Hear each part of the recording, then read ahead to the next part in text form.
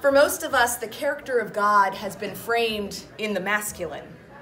God our Father, prayers in His name, things He's done or not done. This has been further emphasized by male-dominated pulpits from our childhoods. I can say for sure that I pictured God as a bearded man in the clouds and Jesus looking a lot like my preacher dad, except with a beard. Patriarchal cultures throughout time have preferred it this way. It gave men power. It gave fathers power. Early on, believing that the father actually just planted the baby inside the mother, making her only the bearer and not the co-creator, and also the one to blame in the case of a miscarriage. But times are changing. Sometimes it's hard to see with the negativity that's so frequently highlighted for us. But 25 years ago, women occupied only 2% of American pulpits. Now they occupy 20%. And that's without counting the radicals like me. I can tell you, looking around my seminary classrooms, women outnumbered men 2-1. But it's not really about shifting power. Not for me, at least. Because if power shifts dramatically, then so does oppression, just with a different victim. Instead, my hope and my prayer is in opening up to the value of the female perspective, what value there is to be gained for hearing from women leading in spiritual endeavors, the value in engaging the divine feminine. I would guess that if someone blithely asked you whether God is a boy or a girl, you'd say neither. Those categories don't fit, right? And likely you still have the vestiges, the masculine trappings of the father god of your childhood. Often this is painted as problematic for people who didn't have a good example of dad. I can see how that would be triggering, and I'm sorry. And I would also say that even if you have a great dad, I did, there are still some traps in envisioning God only as father. So what would it mean for us, for everyone, to be able to picture God our mother? Surely there are the same triggers and traps for some around moms, but there is also an invitation into gentleness, into vulnerability. There's compassion in there and nurture. There's self-sacrifice and a deep knowing of her children. There's new accessibility. I'm by no means encouraging an exchange of one for the other, father for mother, but instead inviting you into a broader picture of God that is more inclusive.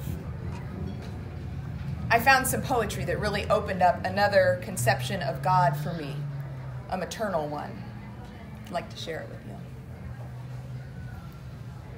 To be mother is to suffer, to travail the dark, stretched and torn, exposed in half-naked humiliation, subjected to indignities for the sake of new life. To be mother is to say, this is my body broken for you. And in the next instance, in response to the created's primal hunger, this is my body, take and eat.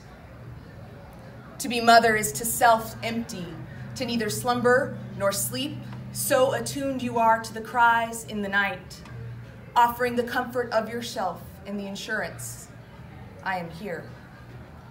To be mother is to weep over the fighting and exclusions and wounds your children inflict on one another, to long for reconciliation and brotherly love, and when all is said and done, to gather all the parties, the offender and the offended, into the folds of your embrace, and to whisper in their ears, you are beloved.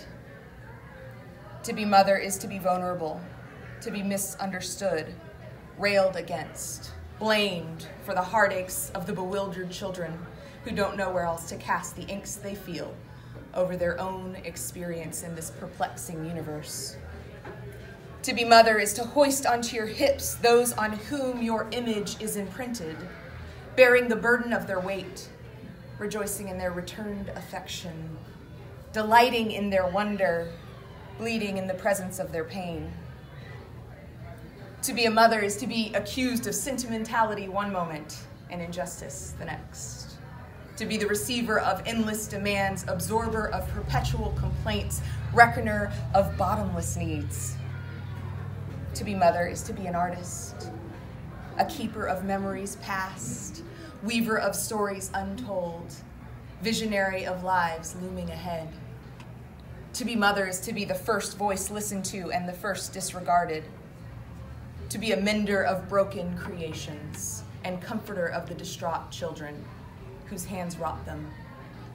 To be mother is to be a touchstone and the source, bestower of names, influencer of identities, life giver, life shaper, empath, healer, and original love. This poem, these words, gave me new insight into a God I could relate to, a God I could really see myself in and in me. This gave the experience of Mother Divine meaning and gave divinity a new loving embrace I desperately needed. I believe in the kingdom there is no separation between God, our mother, and God, our father. Both are caregiver, both are compassion, both are unconditional love. And yet, the sameness of masculine and feminine doesn't diminish their uniqueness. Instead, it's an invitation to see beauty in the diversity, unity, not uniformity. More whole for the unity, emphasizing that male and female both are, and not watering it down into the same thing. I know these capacities are there even now in God's divine children, because I see them in all of you. So happy Mother's Day. To the mother in each of us, to the maternal in each of us, to God, our mother, and her divine children made in her image. Amen.